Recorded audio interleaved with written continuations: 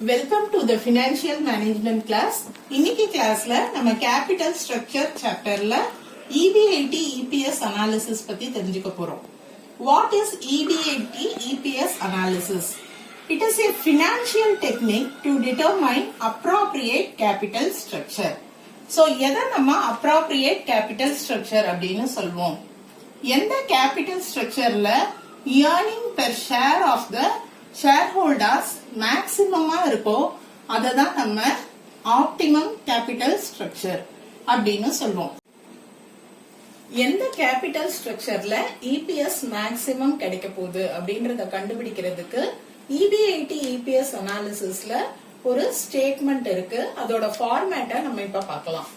So EBIT first one is EBIT அப்படின்றது earnings before interest and tax. அதாவது ஒரு கம்பெனியோட ப்ராஃபிட் EBIT-னு சொல்லலாம், ப்ராஃபிட் பிஃபோர் இன்ட்ரெஸ்ட் அண்ட் டாக்ஸ்னு சொல்லலாம். சோ ஒரு கம்பெனியோட profit before paying interest and tax. So இதுல இருந்து கம்பெனி இன்ட்ரெஸ்ட் பே பண்ண போறாங்க. சோ ஆஃப்டர் பேயிங் இன்ட்ரெஸ்ட் கிடைக்க போற ஆன்சர் EBT, அதாவது earnings before tax. So earnings before tax கண்டுபிடிச்சதுக்கு அப்புறம் இதுல இருந்து tax லெஸ் பண்ணணும். So tax மைனஸ் பண்ணினா நமக்கு கிடைக்க போற ஆன்சர் earnings after tax. இதுக்கப்புறமா இருக்கிற ப்ராஃபிட்ட நம்ம ப்ரிஃபரன்ஸ் ஷேர் ஹோல்டர்ஸ்க்கு டிவிடெண்ட் பே பண்ணணும். சோ இதுல இருந்து ப்ரிஃபரன்ஸ் டிவிடெண்ட லெஸ் பண்ணணும். சோ ப்ரிஃபரன்ஸ் டிவிடெண்ட லெஸ் பண்ணதுக்கு அப்புறமா கிடைக்க போற ப்ராஃபிட்டுக்கு பேரு earnings available to equity shareholders. earnings available to equity shareholders கண்டுபிடிச்சதுக்கு அப்புறமா EPS கண்டுபிடிக்கணும். EPS அப்படின்றது earning per share. இத கண்டுபிடிக்கிறதுக்கு earnings available to equity shareholders divided by number of equity shares. அதாவது ஒரு கம்பெனில ஈக்விட்டி ஷேர் ஹோல்டர்ஸுக்கு ப்ராஃபிட்ட எப்ப பிரிச்சு கொடுப்பாங்க அப்படின்னு பாத்தீங்கன்னா, அந்த கம்பெனி அவங்களோட ப்ராஃபிட்ட after paying interest and debentures, interest debenture pay பண்ணதுக்கு அப்புறம், டாக்ஸ் பே பண்ணதுக்கு அப்புறம், பிரிஃபரன்ஸ் ஷேர் ஹோல்டர்ஸ்க்கு டிவிடெண்ட் பே பண்ணதுக்கு அப்புறமா அவங்களோட ஈக்விட்டி ஷேர் ஹோல்டர்ஸ்க்கு ப்ராஃபிட்ட பிரிச்சு கொடுப்பாங்க. சோ அததான் இந்த ஸ்டேட்மெண்ட்ல இப்ப நம்ம பாக்குறோம். EBIT EPS அனாலிசிஸ்ல ஒரு ப்ராப்ளம் சால்வ் பண்ணலாம் இப்போ. So problem, S Limited, a widely held company, is considering a major expansion. S Limited அவங்க பிசினஸ் எக்ஸ்பான்ஷன் பண்ண போறாங்க. சோ அவங்க பிசினஸ்க்கு 3 ஆல்டர்னேட்டிவ்ஸ் இருக்கு. அவங்களுக்கு தேவைப்படுற கேபிட்டல் 60 lakhs. சோ இந்த 3 ஆல்டர்னேட்டிவ்ஸ் பாத்தீங்கன்னா, ஃபர்ஸ்ட் ஆல்டர்னேட்டிவ் எக்ஸ். சோ இந்த எக்ஸ்ல பாத்தீங்கன்னா அவங்களுக்கு தேவையான 60 lakhsக்கு அவங்களோட option only equity share capital, and second option is Y. So இந்த ஆப்ஷன்ல 60 lakhsக்கு அவங்களோட ப்ரிஃபரன்ஸ் என்னென்ன சாய்ஸஸ்னு பார்த்தோம்னா, equity share capital, debentures and loan from financial institutions.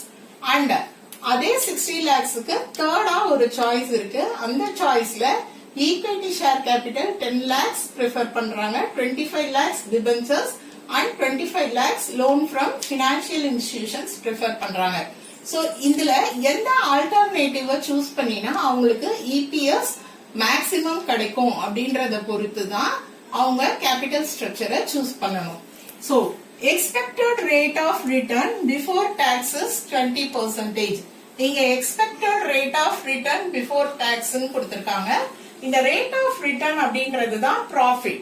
So profit எவ்வளவு percentage அப்படின்னா 20% profit.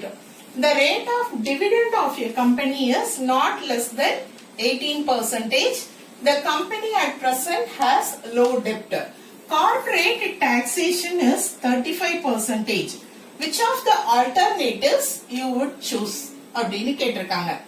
So first, as per the format, first நமக்கு தேவைப்படுற information earning before interest and tax, அதாவது profit before paying interest and tax. So already நான் சொன்னேன் இங்க profit வந்து expected rate of return before taxes 20% கொடுத்திருக்காங்க. இந்த ரேட் ஆஃப் ரிட்டர்ன் அப்படின்றது அவங்களோட கேபிட்டல்ல எவ்வளவு பெர்சன்டேஜ் கிடைக்க போகுது அப்படின்றது. சோ இந்த கேபிட்டல் அவங்களுக்கு தேவைப்படுற கேபிட்டல் 60 lakhs. இந்த 60 lakhsல இப்ப EBIT கண்டுபிடிக்க போறோம்.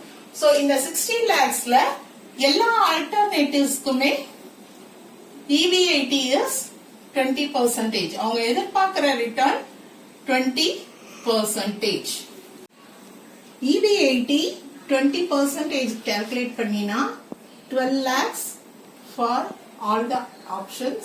எல்லா ஆப்ஷன்ஸ்லயுமே EBIT 12 lakhs.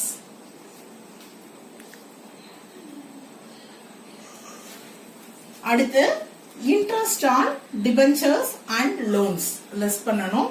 So interest on debentures first alternative X என்ற கேபிட்டல் ஸ்ட்ரக்சர்ல ஏதாவது இன்ட்ரெஸ்ட் பே பண்ணணுமான்னு பாருங்க. சோ எக்ஸ் ஆப்ஷன்ல ஒன்லி ஈக்விட்டி ஷேர்ஸ் பாத்தீங்கன்னா டிபென்ச்சர்ஸும் கிடையாது லோனும் கிடையாது. டிபென்ச்சர்ஸ்க்கும் லோனுக்கும் தான் நம்ம இன்ட்ரெஸ்ட் பே பண்ணுவோம். சோ எக்ஸ் ஆல்டர்னேட்டிவ்க்கு no interest. Next option Y. So Y ஆல்டர்னேட்டிவ்ல பாத்தீங்கன்னா அவங்களோட ஆப்ஷன்ல ஈக்விட்டி ஷேர் கேபிட்டல் இருக்கு, டிபென்ச்சர்ஸ் 20 lakhs இருக்கு அண்ட் அவங்களோட லோன் வந்து 10 lakhs இருக்கு. சோ டிபென்ச்சர்ஸ்க்கும் லோனுக்கும் அவங்க என்ன பே பண்ணணும்னா இன்ட்ரெஸ்ட் பே பண்ணணும். டிபென்ச்சர்ஸோட இன்ட்ரெஸ்ட் பெர்சன்டேஜ் பாத்தீங்கன்னா 12%. அதே போல loan from financial institutions interest percentage 15% அப்படின்னு கொடுத்திருக்காங்க ப்ராப்ளம்ல. டிபென்ச்சர் இன்ட்ரெஸ்ட் இப்போ கால்குலேட் பண்ணலாம். ஒய் ஆல்டர்னேட்டிவ்ல டிபென்ச்சர் அமௌண்ட் இஸ் 20 lakhs எடுத்து எழுதியிருக்கேன். அதே போல இஜெட் ஆல்டர்னேட்டிவ்ல 25 lakhs. சோ கால்குலேஷன் போட்டுட்டு இருக்கோம் நம்ம. இப்ப டிபென்ச்சர் இன்ட்ரெஸ்ட் பாத்தீங்கன்னா 12%. சோ 20 lakhsல 12% அப்ளை பண்றேன். அதே போல இஜெட் ஆப்ஷனுக்கும் 12% டிபென்ச்சர் இன்ட்ரெஸ்ட். சோ கால்குலேஷன் போட்டோம்னா 20 lakhல 12% 2,40,000 டிபென்ச்சர் இன்ட்ரெஸ்ட். அதே போல இஜெட் ஆப்ஷனுக்கு கால்குலேஷன் போட்டோம்னா 3 lakhs டிபென்ச்சர் இன்ட்ரெஸ்ட். அடுத்து இதே போல லோன் ஃப்ரம் பினான்சியல் இன்ஸ்டிடியூஷனுக்கு இன்ட்ரெஸ்ட் கண்டுபிடிக்கணும். ஆப்ஷன் ஒய்ல பாத்தீங்கன்னா 10 lakhs லோன் அமௌண்ட். அதே போல ஆப்ஷன் இஜெட்ல பாத்தீங்கன்னா 25 lakhs லோன் அமௌண்ட்.